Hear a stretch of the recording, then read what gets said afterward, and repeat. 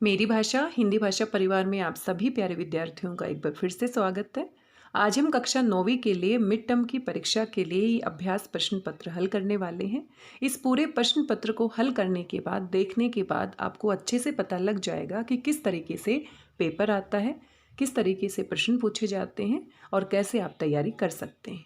तो सबसे पहले आपका अपठित गद्यांश और पद्यांश आता है।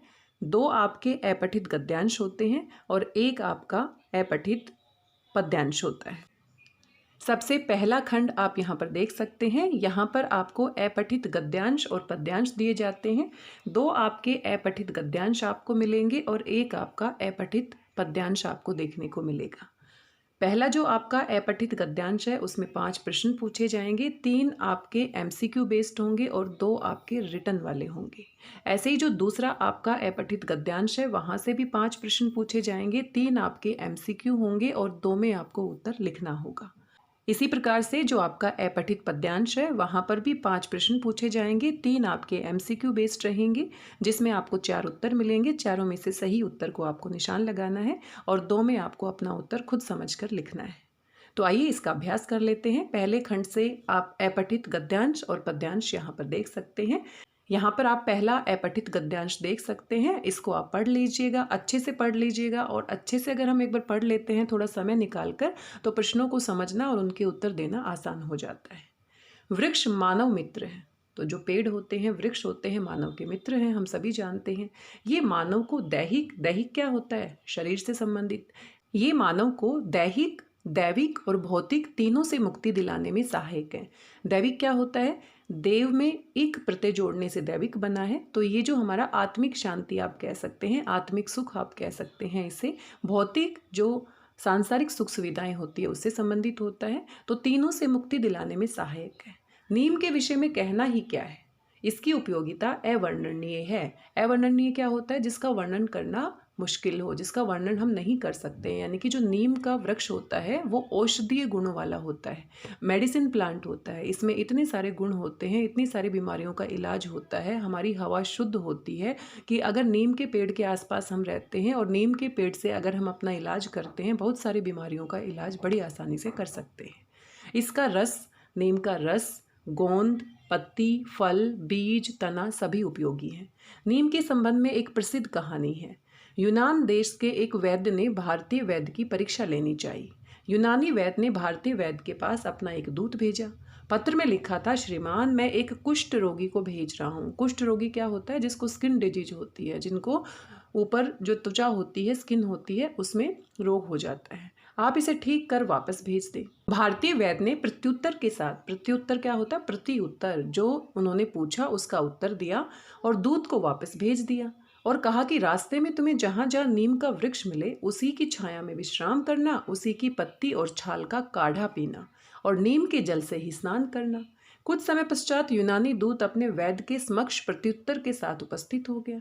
प्रत्युत्तर में भारतीय वैद्य ने लिखा था, मैं एक स्वस्थ व्यक्ति भेज रहा हूँ। और सचमुच यूनानी वैद्य के सामने एक स्वस्थ व्यक्ति खड़ा था। यानी कि उन्होंने जो उपाय बताया था कि जहाँ जहाँ रास्ते में आपको नीम का पेड़ मिलता है तो आप उसके नीचे विश्राम करना, क्योंकि उसकी हवा शुद्ध होती है। साथ में पत्ती और छाल से काढ़ा बना लेना, पी लेना, नीम के जल से स्नान करना। और ये काम करते करते उसकी स्किन डिजीज जो है, कुष्ठ रोग है, वो ठीक हो गया। इसीलिए नीम के बारे में कहा गया है, सर्व रोग हरो निम्बे। निम्बे क्या होता है? नीम का पेड़। तो संस्कृत में ये कहावत है कि सभी रोगों को, सभी बीमारियों को हरने वाला, दूर करने वाला क्या है? नीम है। इसी प्रकार कमोवेश सभी वन संपदा से मानव को लाभ ही लाभ है। और इसी प्रकार से सिर्फ नीम से ही नहीं, बल्कि जो सारी वन संपदा है, जो प्राकृतिक संपदा है, नेचुरल रिसोर्सेज हैं, वृक्षों से हमें लाभ ही लाभ मिलते हैं। तो हम सभी को वृक्षों को बचाना चाहिए, उनका संरक्षण करना चाहिए, क्योंकि वृक्ष हैं तो हम हैं। अगर वृक्ष नहीं रहेंगे तो हम भी नहीं रहेंगे। तो इसको ध्यान से पढ़ने के बाद, समझने के बाद आप समझ ही गए होंगे और यहाँ से प्रश्नों के उत्तर आप आसानी से दे सकते हैं। तो पहला प्रश्न आप यहाँ पर देख सकते हैं, एमसीक्यू बेस्ड है। नीम के बारे में क्या कहा गया है? तो नीम के बारे में संस्कृत में कहा गया है कि ये क्या करता है? सर्व रोग हरो निम्बे। सर्व रोग हरो निम्बे, तीसरा विकल्प क्या है? सही है। यूनानी वैद्य ने किस बीमारी से ग्रसित रोगी को भारतीय वैद्य के पास भेजा था? तो स्किन रोग है उसको, यानी कि कुष्ठ रोग से पीड़ित बीमार व्यक्ति। इनमें से किसके तने, पत्ते एवं बीज सभी रोगोपचार में प्रयुक्त होते हैं? तो रोग के उपचार में हमने नीम के बारे में पढ़ा है, तो किसकी सारी वस्तुएं प्रयोग में कर सकते हैं हम? नीम के पेड़ की। अब यहाँ पर 3 MCQ बेस्ड हो गए हैं और यहाँ पर आप देख सकते हैं 40 से 50 शब्दों में आपको इसका उत्तर लिखना है। भारतीय वैद्य ने प्रति उत्तर के साथ दूत को क्या कहकर वापस भेजा और क्यों भेजा? तो ये दोनों ही बातें अभी हमने पढ़ी हैं। तो क्या कहकर भेजा कि जहाँ जहाँ रास्ते में आपको नीम का वृक्ष मिलता है उसकी छाया में विश्राम करना, साथ में उसके जो पत्ते हैं, उसकी छाल है, उससे काढ़ा बनाकर पीना और उसी के जल से स्नान करना। और साथ में क्यों कहा? क्योंकि वो जानते थे कि नीम में औषधीय गुण होते हैं और नीम से कुष्ठ रोग ठीक हो जाता है। तो यहाँ पर इस तरीके से आप अपना उत्तर लिख सकते हैं। वृक्ष हमारे लिए किस प्रकार लाभदायक होते हैं? तो ये तो अगर हम गद्यांश नहीं भी पढ़ते तो भी वृक्षों के हमें बहुत फायदे हैं। वृक्षों से हमें शुद्ध हवा मिलती है, ऑक्सीजन मिलती है, पर्यावरण को शुद्ध करते हैं। वृक्षों से हमें बहुत सारी दवाइयाँ मिलती हैं। वृक्षों से हम अपने जीवन में उपयोगी वस्तुएं बना सकते हैं। वृक्षों से पर्यावरण सुरक्षित रहता है और वृक्षों से और भी बहुत सारी वस्तुएं हमें मिलती हैं। यहाँ पर आपने वृक्षों के लाभ लिखने हैं, तो 40 से 50 शब्दों में आपने लिखना है। तो ये आपका पहला गद्यांश था। बिल्कुल ऐसे ही आपका यहाँ पर दूसरा गद्यांश है और ये भी आपको ध्यान से पढ़ना है और पढ़ने के बाद यहाँ पर भी 5 प्रश्नों के उत्तर आपको देने हैं। आइए इसको भी जल्दी से पढ़ लेते हैं। आत्मविश्वास के बल पर कार्य करते रहना आत्मनिर्भरता है। आत्मनिर्भरता यानी कि सेल्फ डिपेंडेंट, अपने ऊपर निर्भर रहना, किसी और के ऊपर निर्भर नहीं रहना। तो जब हम आत्मविश्वास से भरे हुए होते हैं, उसके बल पर काम करते हैं, तो हम आत्मनिर्भर हो जाते हैं। आत्मनिर्भरता का अर्थ है समाज के लिए, निज यानी कि अपने लिए, राष्ट्र की आवश्यकताओं की पूर्ति करना, यानी कि हम समाज की, अपनी और पूरे देश की आवश्यकताओं की पूर्ति कर सकते हैं अगर हम आत्मनिर्भर हैं। व्यक्ति, समाज और राष्ट्र में आत्मविश्वास की भावना आत्मनिर्भरता का प्रतीक है। तो जब तक नागरिक या व्यक्ति आत्मविश्वास से भरा हुआ नहीं होगा तब तक वो आत्मनिर्भर नहीं बन सकता। स्वावलंबन जीवन की सफलता की पहली सीढ़ी है। स्वावलंबन क्या होता है? स्व अवलंबन, अपने सहारे रहना, यानी कि आत्मनिर्भरता का ही पर्यायवाची शब्द क्या है? स्वावलंबन, सेल्फ डिपेंडेंट। सफलता प्राप्त करने के लिए व्यक्ति को स्वावलंबी अवश्य होना चाहिए, अपने ऊपर निर्भर रहना चाहिए। स्वावलंबन व्यक्ति, समाज, राष्ट्र के जीवन में सर्वांगीण सफलता प्राप्ति का महामंत्र है। सर्वांगीण यानी कि पूरी तरह से सफल होने के लिए हमें ऐसे नागरिक चाहिए, ऐसे व्यक्ति चाहिए जो अपने ऊपर निर्भर हैं, जो दूसरों के ऊपर निर्भर नहीं है। स्वावलंबन जीवन का अमूल्य आभूषण है। वीरों तथा कर्मयोगियों का इष्ट देव है। जो वीर पुरुष होते हैं, कर्मयोगी होते हैं, वो स्वावलंबन के आधार पर, आत्मनिर्भरता के आधार पर ही इतने महान बन पाते हैं। सर्वांगीण उन्नति का आधार है और इस प्रकार के व्यक्ति सभी तरीके से उन्नति करते हैं। जब व्यक्ति स्वावलंबी होगा, उसमें आत्मनिर्भरता होगी, तो ऐसा कोई कार्य नहीं जिसे वह न कर सके। स्वावलंबी मनुष्य के सामने कोई भी कार्य आ जाए, वह उसे अपने दृढ़ विश्वास से, अपने आत्मबल से उसे अवश्य ही संपूर्ण कर लेगा। स्वावलंबी मनुष्य जीवन में कभी भी असफलता का मुख नहीं देखता। वह जीवन के हर क्षेत्र में निरंतर कामयाब होता जाता है। सफलता तो स्वावलंबी मनुष्य की दासी बनकर रहती है। दासी यानी कि नौकरानी। तो यहाँ पर हमने देखा कि स्वावलंबी और साथ में आत्मनिर्भर बनना कितना आवश्यक है। और ये आत्मनिर्भरता उन्हीं व्यक्तियों में आ पाती है जिनमें आत्मविश्वास होता है, अपने ऊपर भरोसा होता है। तो यहाँ पर आप प्रश्नों को देख सकते हैं। आत्मनिर्भरता का लक्ष्य क्या होता है? तो आत्मनिर्भरता का लक्ष्य क्या होता है? समाज की, अपनी और राष्ट्र की आवश्यकताओं की पूर्ति करना। तो यहाँ सबसे सही विकल्प कौन सा है? चौथा विकल्प। वीरों तथा कर्मयोगियों का इष्ट देव कौन है? तो यहाँ पर अभी हमने देखा कि वीर और जो कर्मयोगी होते हैं वो आत्मनिर्भरता के गुण को अपनाते हैं और वही उनका सबसे बड़ा इष्ट देव होता है। इष्ट देव यानी कि जिसकी वो पूजा करते हैं। मनुष्य में आत्मनिर्भरता का प्रतीक क्या होता है? आत्मविश्वास की भावना का होना।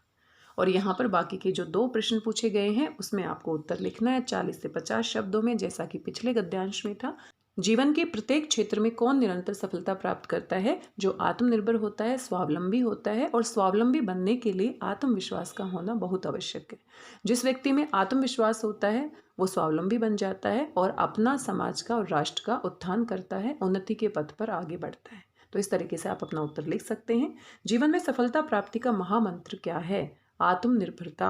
और क्यों है? क्योंकि इसी के बल पर हम क्या कर पाते हैं? जीवन में तरक्की कर पाते हैं, सभी काम कर पाते हैं। वीर और जो कर्मयोगी होते हैं उनका तो इष्ट देव ही क्या होता है? स्वावलंबन का गुण।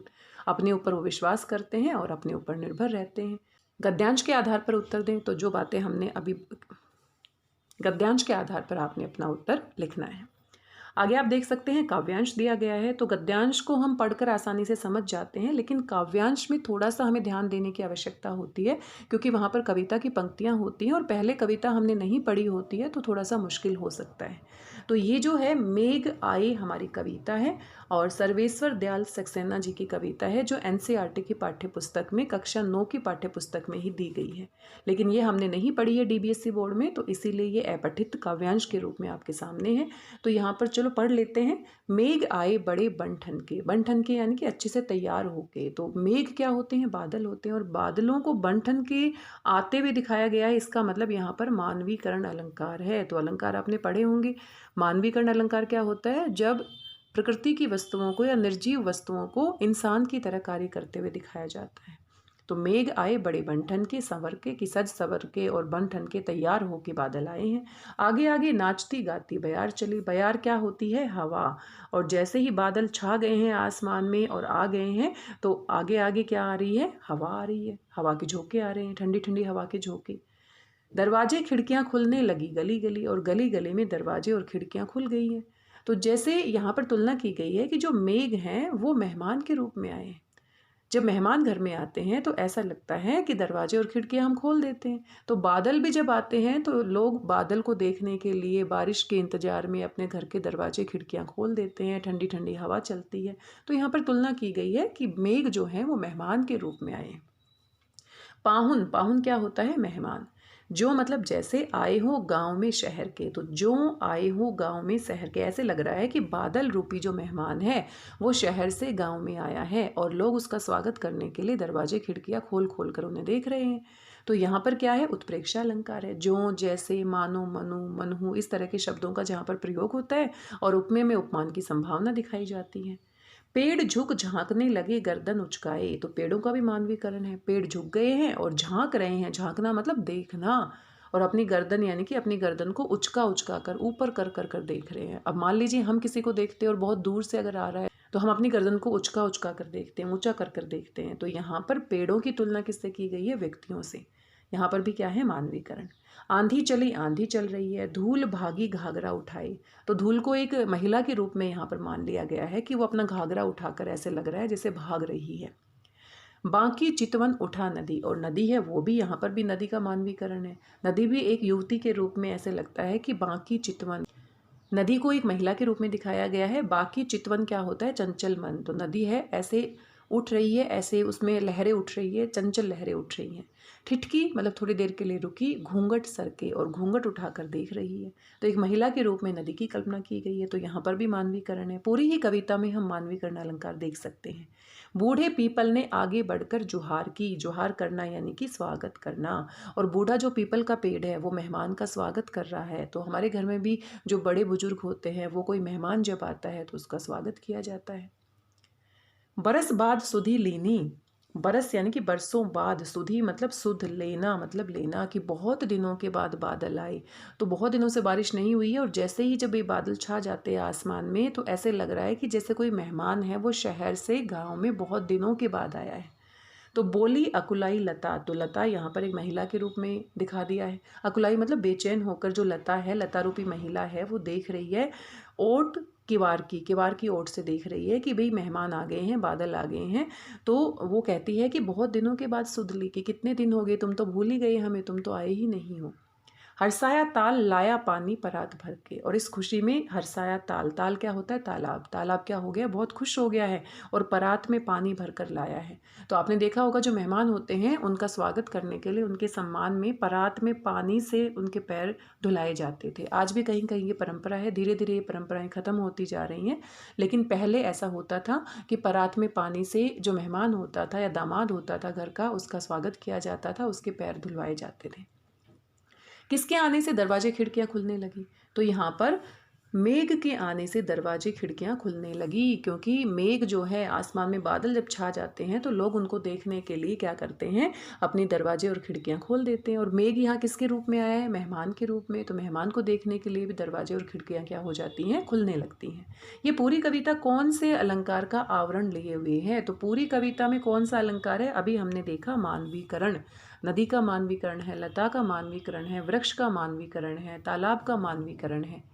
आगे है पाहुन जो आए हों गांव में शहर के, पंक्ति में कौन सा अलंकार है? अभी हमने बात की थी, पाहुन यानी कि मेहमान। मेहमान ऐसे आए हैं जैसे बादलों के रूप में आए हैं, तो यहाँ पर क्या है? उत्प्रेक्षा अलंकार। आगे आपको उत्तर लिखने हैं 40 से 50 शब्दों में। मेघ के आने पर लता ने किवाड़ की ओट में क्या कहा?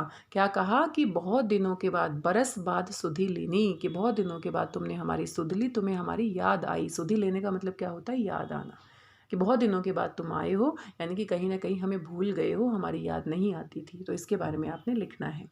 और यहाँ पर देखो कुछ पंक्तियाँ दे दी गई हैं कविता से, और इसका आपने भावार्थ लिखना है, यानी कि इसका एक तरह से आपने व्याख्या करनी है। मेघ आए बड़े बन-ठन के सवर के, यानी कि मेघ जो है वो मेहमान के रूप में बन-ठन के सवर के आए हैं। मेघ का यहाँ पर मानवीकरण किया गया है। और आगे आगे नाचती गाती और बयार यानी कि ठंडी हवा चल रही है।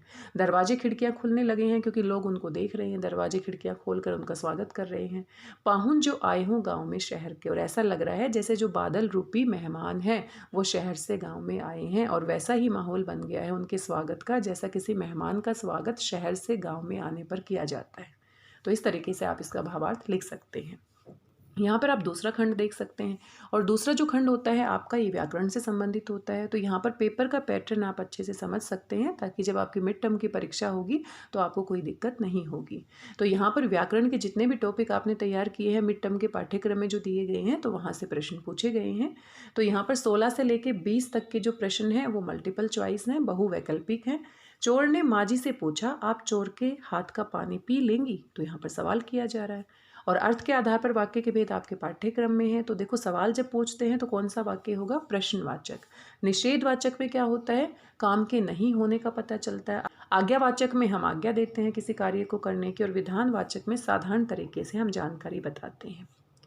वह बहुत जोर से हंस रहा है, इस वाक्य का विस्मयवाचक वाक्य में आपने परिवर्तन करना है। अरे वह बहुत जोर से हंस रहा है, तो यहाँ पर विस्मयवाचक चिन्ह भी देख सकते हैं, तो पहला ही विकल्प क्या हो जाएगा? सही। ये प्रश्नवाचक है, आप देख सकते हैं। ये निषेधवाचक बना दिया, नहीं का प्रयोग हो रहा है। अरे वह बहुत जोर से हंस, देखो हंस के पीछे इस तरह से विस्मयादिबोधक चिन्ह नहीं लग सकता, या तो आगे लगाएंगे या हम पीछे लगाएंगे, तो ये बिल्कुल ही गलत हो जाता है। तो यहाँ पर कौन सा विकल्प सही होगा? पहला। वाक्य का वह अंश जो क्या कर रहा है प्रश्न का उत्तर देता है। तो क्या कर रहा है? किसी काम का करना, करने से संबंधित, मान लो पढ़ रहा है, लिख रहा है, बोल रहा है। तो इस सवाल को थोड़ा सा घुमा फिरा कर पूछ लिया गया है, लेकिन थोड़ा ध्यान से आप पढ़ेंगे तो वो जो उत्तर मिलेगा, लिखना, बोलना, पढ़ना, उछलना, कूदना, वो क्या होगा? क्रिया। अत्यधिक, कम, थोड़ा, जरा शब्द क्रिया विशेषण के किस भेद के अंतर्गत आते हैं? तो क्रिया विशेषण के मुख्य रूप से कितने भेद होते हैं? 4 होते हैं, और चारों के नाम आप यहाँ पर देख सकते हैं। रीतिवाचक, स्थानवाचक, कालवाचक, परिमाणवाचक। तो यहाँ पर जब मात्रा के बारे में जानकारी दी जाती है कि बहुत ज़्यादा है, कम है, थोड़ा है, जरा है, तो किसका हम प्रयोग करते हैं? ऐसी स्थिति में हम परिमाणवाचक क्रिया विशेषण का प्रयोग करते हैं। मात्रा से संबंधित जानकारी, विशेषता यहाँ पर बताई जाती है। निम्नलिखित में से कौन सा अर्थालंकार है? अलंकार के मुख्य रूप से 2 भेद होते हैं। एक हमारा क्या होता है? शब्दालंकार होता है। अब शब्दालंकार में आपके कौन कौन से अलंकार आ जाते हैं? अनुप्रास आ जाता है, अनुप्रास आ जाता है, फिर आपका यमक आ जाता है, और फिर आपका श्लेष आ जाता है। मुख्य रूप से ये आ जाते हैं। और इसके साथ साथ वक्रोक्ति अलंकार भी आपका शब्दालंकार में आता है। ये आपके पाठ्यक्रम में नहीं था। वक्रोक्ति अलंकार में क्या होता है? वक्र उक्ति, यानी कि टेढ़ा उल्टा अर्थ निकाला जाता है। मान लो मैं आपको व्यंग करती हूँ कि आप तो बहुत अच्छे लग रहे हो, बहुत बुद्धिमान हो, तो ये साधारण तरीके से मैंने नहीं कहा है, बल्कि मैंने व्यंग किया है, यानी कि मैं आपके ऊपर टोंट मार रही हूँ या व्यंग कर रही हूँ। तो ऐसे अलंकार में क्या होता है? वक्रोक्ति अलंकार। तो यहाँ पर आपके शब्दालंकार हो गए हैं, और जो दूसरा होता है उसको भी हम देख लेते हैं, अर्थालंकार। तो अर्थालंकार में आपके विशेष रूप से उपमा अलंकार आता है, आपने पढ़ा है। रूपक भी आपके सिलेबस में आपने पढ़ा है। उत्प्रेक्षा भी आता है, ये भी आपके सिलेबस में आपने पढ़ा है। और साथ में अभी हमने काव्यांश में देखा मानवीकरण अलंकार, ये भी आता है। और साथ में अतिशोक्ति अलंकार, ये भी आपका किस में आता है? अर्थालंकार में, अतिशोक्ति अलंकार। तो आप यहाँ पर देख लीजिए कि कौन सा अलंकार आपका अर्थालंकार का उदाहरण है। अभी अभी हमने बातचीत की है, तो ये शब्दालंकार है, ये भी शब्दालंकार है, ये भी शब्दालंकार है। तो अर्थालंकार पूछा है तो ये कौन सा हो जाएगा? तीसरा विकल्प, रूपक अलंकार। और यहाँ पर आप देख सकते हैं ये एमसीक्यू बेस थे 20 तक, और 21 से लेके आगे कुछ प्रश्नों के आपने उत्तर लिखकर देने हैं, और ये भी व्याकरण से संबंधित है। तो रचना की दृष्टि से क्रिया के कितने भेद होते हैं? तो कर्म या रचना की दृष्टि से क्रिया के हमारे दो भेद होते हैं। एक हमारी क्या होती है? सकर्मक क्रिया होती है, सकर्मक क्रिया होती है, और एक हमारी क्या होती है? अकर्मक क्रिया, सकर्मक और अकर्मक।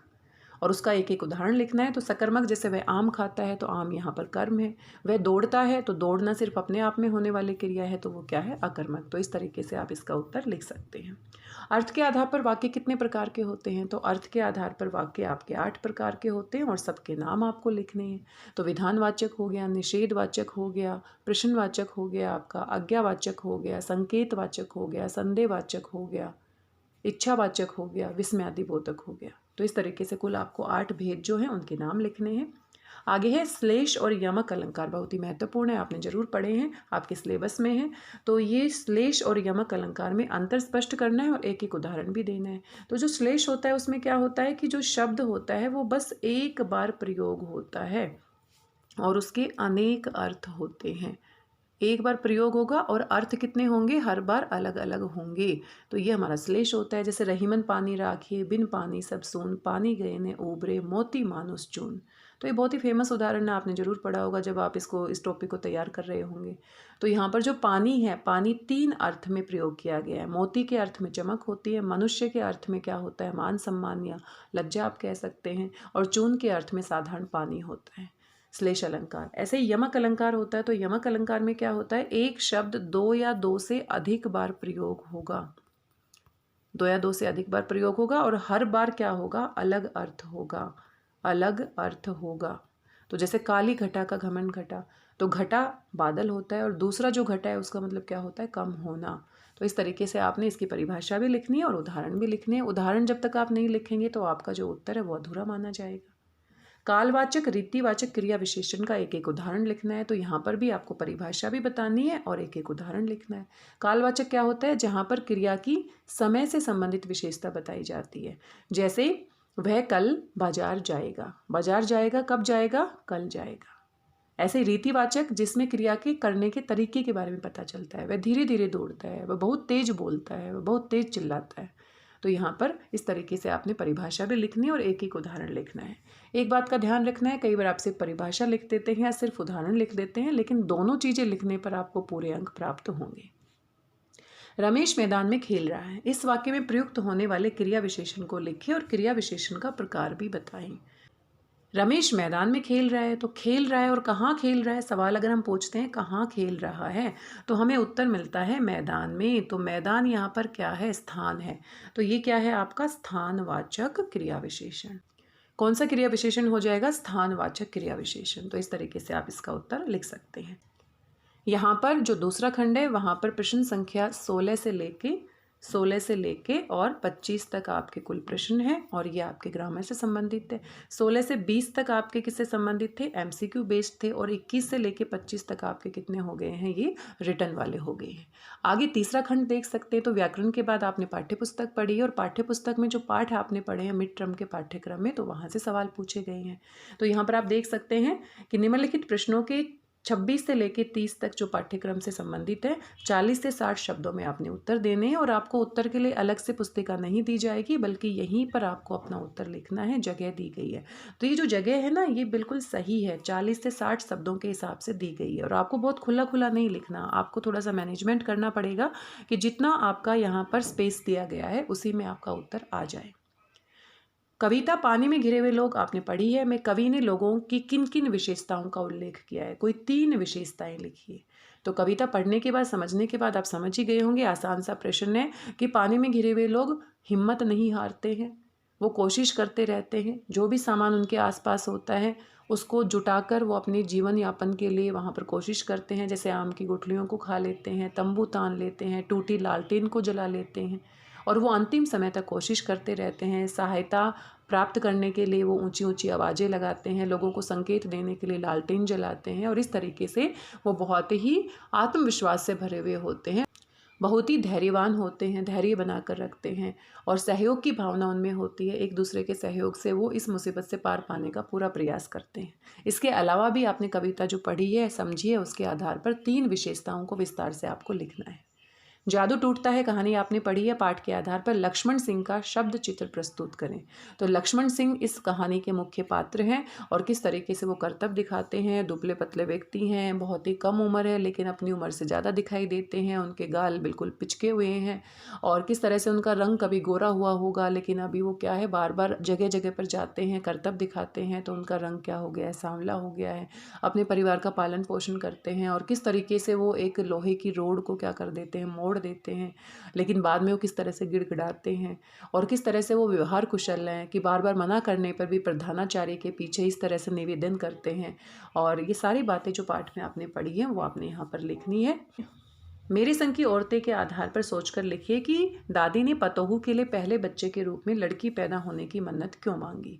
तो यहाँ पर मृदुला गर्ग जी अपने जीवन से जुड़ी हुई महिलाओं के बारे में हमें बताती है, याद करते हुए, क्योंकि ये संस्मरण है और वो अपनी दादी को याद करते हुए बताती है कि जब उनकी माँ को पहला बच्चा होने वाला था तो उन्होंने एक लड़के की कामना नहीं की, क्योंकि समाज में ये परिपाटी चली हुई आ रही है कि जो लड़का होता है वही कुल दीपक होता है, वही वंश को आगे बढ़ाने वाला होता है। तो सभी लोग आसपास के क्या करते थे कि पहले बच्चे के रूप में ईश्वर से प्रार्थना करते थे कि एक लड़का हो जाए। लेकिन यहाँ पर जो दादी है वो लीक से हटके चलने वाली है, वो ऐसा नहीं सोचती है, उसके लिए लड़के और लड़की दोनों समान थी और वो पहले बच्चे के रूप में लड़की की मांग करती है। तो ये बहुत बड़ी बात होती है, आसपास की महिलाएं भी सुनकर हैरान हो जाती हैं और भगवान के साथ उनका एक रिश्ता होता है, संबंध होता है और भगवान उनकी बात सुन भी लेते हैं और इस तरह से पहली लड़की उनके घर में पैदा होती है। तो ये सारी बातें आप यहाँ पर लिख सकते हैं। आगे आप देख सकते हैं, मोती ने बैलगाड़ी को खाई में गिरा देना चाहा पर हीरा ने संभाल लिया। इस कथन के आलोक में, यानी कि ये जो पंक्ति यहाँ पर दी गई है, ये बात जो कही गई है, इसके आधार पर हीरा के स्वभाव की कोई 3 विशेषताएं आपको बतानी है। तो यहाँ पर आपने देखा कि जो मोती है वो गुस्सेल है, उसमें जोश बहुत है, जोश के साथ होश नहीं है, वो समझदारी से काम नहीं लेता।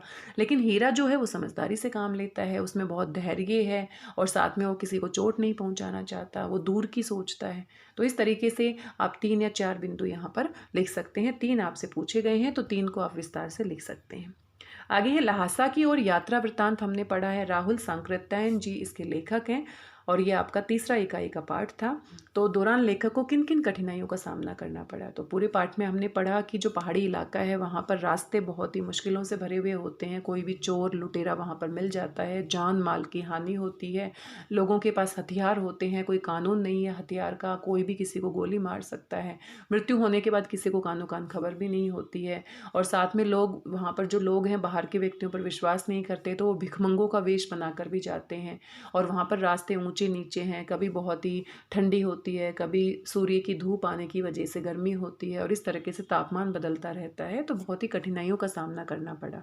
तो ये सारी बातें आप यहाँ पर लिख सकते हैं। आगे आप यहाँ पर देख सकते हैं, किन घटनाओं से पता चलता है कि हीरा और मोती में गहरी दोस्ती थी। किन्हीं 4 बिंदुओं में उत्तर दीजिए। तो 4 बिंदु यहाँ पर पूछे गए हैं तो 4 घटनाएं आप लिख सकते हैं। आप बता सकते हैं कि खेतों में जब वो काम करते थे तो दोनों का इस तरह से ध्यान रहता था कि मेरे ऊपर ज़्यादा वजन आए। एक दूसरे का खाना जब खाते थे तो एक दूसरे के लिए वो छोड़ देते थे, एक दूसरे के दुख तकलीफ को मूक भाषा में ही समझ जाते थे, एक दूसरे को चाट कर वो क्या करते थे, अपनी दोस्ती निभाते थे। साथ में किस तरीके से और भी बहुत सारी घटनाएं होती हैं, जो मटर के खेत में चल रहे होते हैं तो मोती कहता है कि तुम यहाँ से भाग जाओ, लेकिन हीरा नहीं भागता। कांजी हाउस वाली घटना हम लिख सकते हैं कि जब मोती घायल हो जाता है तो हीरा दीवार को तोड़कर किस तरह से मदद करता है। तो ये सारी बातें आप यहाँ पर लिख सकते हैं। तो यहाँ पर कोई 4 घटनाएं आपको विस्तार से लिखनी है। और आगे आप देख सकते हैं, ये आपका चौथा खंड है, तो कुल आपके 4 खंड आने वाले हैं। चौथे खंड में आपका व्याकरण से संबंधित ही होता है, लेकिन विस्तार से आपको उत्तर लिखने होते हैं। तो यहाँ पर देखो, लघु कथा लेखन आपके पाठ्यक्रम में है, तो आपको पहले ही टॉपिक दे दिया गया है, सत्यमेव जयते, सत्य की ही जीत होती है, मूर्खता का परिणाम। तो आपको कहानी का नया नाम नहीं देना है, यही नाम आपको लिखना है और इसमें अपनी कल्पना के आधार पर एक ऐसी कहानी लिखनी है जिसमें सच की जीत होती है और दूसरे में आपने जिसमें मतलब मूर्ख व्यक्ति का परिणाम जो होता है वो हमेशा बुराई होता है। तो इस तरीके से किसी एक को, अथवा लिखा हुआ है तो किसी एक को 100 से 120 शब्दों में लिखना है। और यहाँ पर देखो आपके लिए जगह दी गई है, तो ये बहुत अच्छी बात है। तो इस जगह में ही आपको पूरा करना है, तो आप बहुत बड़ा बड़ा ना लिखें और समझदारी से इस जगह में अपना उत्तर लिखें। आगे आपको पत्र लेखन से संबंधित यहाँ पर आप देख सकते हैं, तो औपचारिक पत्र और अनौपचारिक पत्र, 2 पत्र आपको दिए गए हैं, दोनों में से कोई एक आपको करना है और इस पत्र को भी 100 से 120 शब्दों की सीमा में आपने लिखना है। तो कुछ समय पहले आए बाढ़ के कारण आपके क्षेत्र में जल भराव हो गया है। जल भराव यानी कि आसपास पानी भर गया है, जिस कारण कई तरह की बीमारियों के पनपने की आशंका बनी हुई है। तो पानी जब भर जाता है तो मच्छर पनपते हैं, डेंगू मलेरिया हो जाता है। इसकी रोकथाम के लिए, रोकथाम यानी कि रोकने के लिए, उचित कार्यवाही के लिए संबंधित अधिकारी को, स्वास्थ्य अधिकारी को हम क्या लिखें, पत्र लिखें। तो इस तरीके से आपने वो समस्या जो है उसको बताते हुए पत्र लिखना है। पत्र लिखना आपको आता है। ये आपका औपचारिक पत्र है और दूसरा आपका अनौपचारिक पत्र है। अधिक व्यस्तता होने के कारण, यानी कि बहुत ज़्यादा आप बिजी हैं और बहुत ज़्यादा व्यस्त हैं, समय नहीं निकाल पा रहे हैं, इस रक्षाबंधन के मौके पर आप अपनी बहन से मिलने नहीं जा पाएंगे। सूचित करते हुए अपनी बहन को पत्र लिखकर खेद व्यक्त कीजिए। खेद यानी कि दुख। तो अपनी बहन को आप बताएंगे कि इस रक्षाबंधन पर आप नहीं आ सकते, तो जो भी कारण है आप सोचकर एक कारण लिख दीजिए, कोई भी कारण हो सकता है, और आप किस तरह से इस बार नहीं आ पाएंगे, लेकिन आप गिफ्ट भेज सकते हैं, साथ में आप आगे आने के लिए वादा कर सकते हैं। तो इस तरीके से आपने ये क्या करना है, लिखना है। तो ये पूरा प्रश्न पत्र हमने देखा और पूरा पाठ्यक्रम आपको समझ में आ गया होगा। और यहाँ पर आपको नंबर नहीं दिए जाते हैं, डीबीएससी बोर्ड में विशेष रूप से आपको लेवल दिए जाते हैं। तो यहाँ पर ये पूरा का पूरा प्रश्न पत्र आप देख सकते हैं और मुझे लगता है आपकी मदद हुई होगी, आपको अच्छे से जानकारी मिल गई होगी कि कैसा प्रश्न पत्र आने वाला है। अब इसके साथ साथ हम इसकी आंसर की भी देखेंगे, इसकी स्कोरिंग गाइड देखेंगे कि किस तरह से नंबर आपको मिलते हैं, ताकि प्रश्नों के उत्तर लिखते समय आप अच्छे से उन उत्तरों को लिख पाएँ। आंसर की को देखने से पहले आप यहाँ पर एक नमूना देख सकते हैं कि कैसे साफ सफाई के साथ अच्छे से आप अपना पेपर अटैम्प्ट कर सकते हैं। तो इस तरीके से आप एमसीक्यू को गोला लगा सकते हैं, निशान भी लगा सकते हैं, और जो जगह दी गई है उसमें इस तरीके से सुंदर सुंदर लिखाई में आप अपना उत्तर लिख सकते हैं। तो यहाँ पर ये पैटर्न मैं आपको दिखा रही हूँ किस तरीके से, यहाँ पर आप देख सकते हैं जो जगह दी गई है उसी में आपको उत्तर लिखना होता है। तो यहाँ पर आप देख सकते हैं किस तरीके से इस बच्चे ने बहुत अच्छे तरीके से इनके उत्तर लिखे हैं, आप देख सकते हैं। यहाँ पर ये प्रश्न इस बच्चे का गलत हो गया है, यहाँ पर इसने रचना के आधार पर वाक्य के भेद लिख दिए हैं, तो ये गलत हो गया है। लेकिन हमें क्रिया के भेद लिखने थे, तो यहाँ पर सकर्मक क्रिया, सकर्मक क्रिया अभी हमने बातचीत की थी, सकर्मक और अकर्मक भेद आपको लिखने थे, अकर्मक लिखने थे। अर्थ के आधार पर 8 भेद आप यहाँ पर देख सकते हैं। श्लेष और यमक अलंकार का उत्तर कितने अच्छे से इसने लिखा है, और कालवाचक और रीतिवाचक क्रिया विशेषण आप देख सकते हैं, और सभी प्रश्नों के उत्तर कितने अच्छे तरीके से लिखे गए हैं। तो ये एक तरह से सैम्पल पेपर मैं आपको दिखा रही हूँ, ताकि आप इस तरीके से अपने प्रश्न पत्र को बहुत साफ सफाई के साथ अच्छे तरीके से लिख सकते हैं। तो ये पूरा प्रश्न पत्र आप देख सकते हैं। यहाँ पर मूर्खता का परिणाम ही आपका शीर्षक है, और इसमें आप कल्पना करके कोई कहानी लिख सकते हैं। और ये आपका क्या है, यहाँ पर प्रश्न पत्र है, और इसमें थोड़ी सी गलती हो गई है, कोई बात नहीं, गलतियाँ हो जाती हैं। तो यहाँ पर दोबारा से आप यहाँ पर देख सकते हैं, तो बहुत जगह है, इस तरीके से इसने पूरा प्रश्न पत्र लिख दिया है। प्यारे विद्यार्थियों, ये आपकी स्कोरिंग गाइड है, ये टीचर्स को मिलती है, बच्चों के लिए नहीं होती। जब हम पेपर चेक करते हैं तो यहाँ पर पूरी जानकारी दी होती है कि किस तरीके से हमें इन निर्देशों का पालन करना है और किस तरीके से बच्चे का जो प्रश्न पत्र है वो हल करना है। तो एमसीक्यू बेस्ड होते हैं, तो उसमें कुछ ज़्यादा खास नहीं होता है, या तो बच्चे का उत्तर सही होता है या गलत होता है। तो वहाँ पर देखो, यहाँ पर आपको नंबर नहीं दिए जाते हैं। पहला जो प्रश्न है उसका सी विकल्प सही है और उसको 4 लेवल मिलेंगे। अगर कोई और उत्तर होता है तो कोई भी क्रेडिट नहीं मिलेगा, यानी कि 0 लेवल मिलेगा। तो एमसीक्यू आप देख सकते हैं, यहाँ पर भी सी उत्तर है, उसको 2 लेवल मिलेगा, यहाँ पर डी उत्तर है, यहाँ पर 4 लेवल मिलेगा। तो जो लेवल हैं ये टीचर्स निर्धारित करते हैं कि कौन सा आसान प्रश्न है। आसान प्रश्न है तो उसका कम लेवल दिया जाता है, मुश्किल प्रश्न है तो उसका लेवल ज़्यादा हो जाता है। तो एमसीक्यू बेस्ड ये हो गए। और बाद में देखो उत्तर लिखने वाला है, तो वहाँ पर भी हमें बताया जाता है कि अगर बच्चा पूरा उत्तर लिखता है, अगर ये सारे पॉइंट अच्छे से विस्तार से लिखता है अपनी भाषा में, तो उसको 6 अंक दिया जाएगा। अगर कोई एक बिंदु लिखता है, दोनों अच्छे से नहीं लिखता है, छोटा उत्तर लिखता है, या जो पूछा है पूरा नहीं लिखता है, तो 4 अंक, और कोई भी उत्तर नहीं देता है या गलत देता है तो 0 अंक। तो इस तरीके से हर प्रश्न का हमारा लेवल आता है, और इस लेवल के हिसाब से ही हम क्या करते हैं, पेपर चेक करते हैं। तो यहाँ पर देखो, ये समझने की बात है कि मान लीजिए कई बार हम बहुत छोटा छोटा उत्तर लिखते हैं, हमें लगता है कि 1 पॉइंट लिख दिया ठीक है, लेकिन जितना पूछा है, जैसा पूछा है, पूरा उत्तर लिखने पर आपको ज़्यादा लेवल मिलेगा। अगर आप बिल्कुल छोटा सा उत्तर लिख देंगे और बस थोड़ी ही बातें लिखेंगे, तो देखो आपका लेवल क्या हो जाएगा, कम हो जाएगा। तो इस बात का ध्यान रखना है कि जल्दबाजी नहीं करना। जितना पूछा है, जैसा पूछा है, जितने पॉइंट पूछे हैं, सारे आपने लिखने हैं, तो ही आपको हाईएस्ट लेवल मिलेगा। तो इससे आपको मदद मिल जाएगी। जब आप उत्तर लिखेंगे तो आप जल्दबाजी ना करें, बहुत छोटा उत्तर ना लिखें, जितनी जगह है उस जगह में आराम से लिखें, बहुत बड़ा बड़ा भी ना लिखें कि आप 2 लाइनों में 2 ही शब्द लिखें, ऐसा ना करें, बल्कि जो पूछा गया है उसको विस्तार से आप लिखें। इसलिए आपको जल्दबाजी नहीं करनी है, जितना पूछा है जो उत्तर होना चाहिए वही आपको लिखना है, तभी आपको हाईएस्ट लेवल मिलेगा। अगर आप कम लिखेंगे, छोटा लिखेंगे, गलत लिखेंगे तो आपका लेवल क्या हो जाएगा, कम। तो ये आंसर की आपको इसीलिए दिखाई जा रही है ताकि आपको मदद मिल सके। और जो MCQ बेस्ड उत्तर है उसका उत्तर एक ही होता है, तो उसका लेवल पहले ही फिक्स कर दिया जाता है। उसमें या तो सही है तो पूरा लेवल मिलेगा, गलत है तो आपका 0 हो जाएगा। अब देखो यहाँ पर आप देख सकते हैं ये वाला जो प्रश्न था, तो लता ने किवाड़ की ओर से मेघ से क्या कहा कि बरस बाद सुधी लेनी। अगर आप यही लिखेंगे और ऐसा ही लिखेंगे अपने शब्दों में तो ही आपको 6 लेवल मिलेगा। अगर इससे आसपास सही उत्तर लिखेंगे लेकिन अपने शब्दों में लिखेंगे तो 4 अंक मिलेगा। लेकिन अगर कोई भी उत्तर नहीं लिखते या गलत लिखते हैं तो आपका लेवल क्या हो जाएगा, 0। तो तुक्के नहीं मारने हैं, सही पर ही आपको अंक दिए जाएंगे।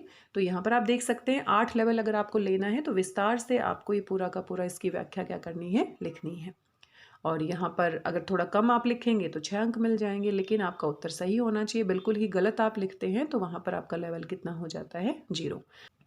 यहाँ पर ग्रामर में आप देख सकते हैं रचना की दृष्टि से क्रिया के हमारे 2 भेद थे, सकर्मक अकर्मक, और उदाहरण के साथ लिखेंगे तो 6 अंक मिलेगा। भेद अथवा उदाहरण यानी कि दोनों में से या तो भेद लिखते हैं या सिर्फ उदाहरण लिखते हैं तो आपको क्या मिलेगा, 4 अंक। और कुछ भी नहीं लिखते हैं तो आपका 0 अंक हो जाएगा। यहाँ पर देखो 8 प्रकार के भेद थे, तो 8 भेद लिखेंगे तो 6 अंक दिए जाएंगे, आपको 6 लेवल दिए जाएंगे। अगर पूरे भेद आप लिखते हैं तो 6 लेवल आपको मिलेंगे, और कोई 4 लिखते हैं तो आपका कितना हो जाएगा, 4 लेवल। और 1 या 2 ही नाम लिखते हैं तो 2 मिलेंगे। तो इस तरीके से हमें पूरी जानकारी, यमक अलंकार आप देख सकते हैं, श्लेष अलंकार, उदाहरण और पूरी परिभाषा लिखेंगे तो 8 लेवल मिलेंगे। और अगर आप सिर्फ परिभाषा लिख देते हैं, उदाहरण नहीं लिखते, या सिर्फ उदाहरण लिख देते हैं या एक उदाहरण लिखते हैं तो आपके 6 अंक हो जाते हैं, और फिर और भी कम लिखते हैं तो आपके 4 अंक हो जाते हैं। तो इस तरीके से पूरी स्कोरिंग गाइड होती है, और ये मैं आपको इसीलिए दिखा रही हूँ ताकि जब आप उत्तर लिखते हैं तो आप इसका ध्यान रखें और इसी के आधार पर आप क्या करें, अपने उत्तरों को लिखें ताकि आपको हाईएस्ट लेवल मिल सके। तो ये देखो पूरी हमारी आंसर की है। हीरा और मोती से संबंधित, उनकी मित्रता से संबंधित 4 घटनाएं लिखनी थी, तो देखो पूरा विस्तार से 4 घटनाएं यहाँ पर दी गई हैं, कोई भी 4 घटना। और यहाँ पर देखो 5 और 6 घटना भी है, तो इनमें से कोई 4 अगर बच्चा लिखता है तो उसको पूरा अंक मिलेगा, अगर कोई 2 लिखता है तो 6, और अगर कोई एक ही बिंदु लिखता है, एक ही घटना लिखता है तो 4, और कुछ भी नहीं लिखता तो 0 अंक हो जाएगा। तो देखो सभी प्रश्नों के उत्तर और संकेत हमें दिए जाते हैं ताकि उसी के हिसाब से हम उनको लेवल दे सकें। प्यारे विद्यार्थियों, आज हमने ये अभ्यास प्रश्न पत्र हल किया है, साथ में एक आदर्श प्रश्न पत्र किसी बच्चे का हल किया हुआ मैंने आपको दिखाया भी है ताकि आपको अंदाज़ा लग जाए कैसे आपको लिखना है। और साथ में ये आंसर की स्कोरिंग गाइड भी आपको दिखाई गई है जो सिर्फ टीचर्स के लिए होती है, पेपर चेक करने के लिए, ताकि आपके दिमाग में स्पष्ट रहे कि आप कैसे पेपर अटैम्प्ट करें ताकि हाईएस्ट लेवल आपको मिल सके। आशा करती हूँ आपको जानकारी पसंद आई होगी। साथ में आपकी परीक्षाओं के लिए बहुत बहुत शुभकामनाएं। आप इससे तैयारी कर सकते हैं, आपकी बहुत सारी शंकाएं, डाउट यहाँ से क्लियर हो जाते हैं। आज के लिए बस इतना ही। मिलते हैं किसी नए वीडियो में किसी और महत्वपूर्ण जानकारी के साथ। तब तक स्वस्थ रहिए, व्यस्त रहिए, मस्त रहिए और खुश होकर अभ्यास करते रहिए। धन्यवाद, बहुत बहुत धन्यवाद।